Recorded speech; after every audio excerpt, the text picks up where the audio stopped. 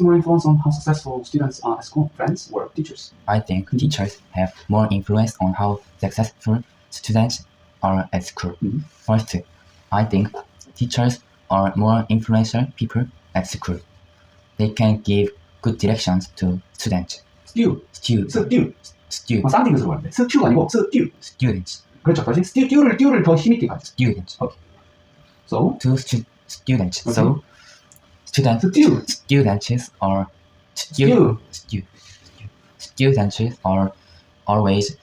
students always look up to them and listen to them. Second, I think teachers have more experience and knowledge in teaching. Students can get a lot of useful information, advice, and tips from them. So, based on that information, students can learn better and do well at school.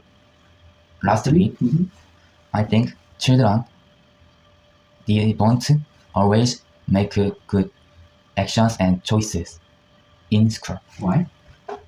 This is because they are still growing up and not like others.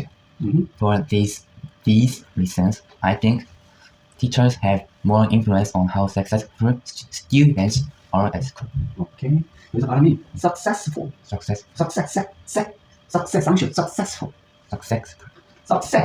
success.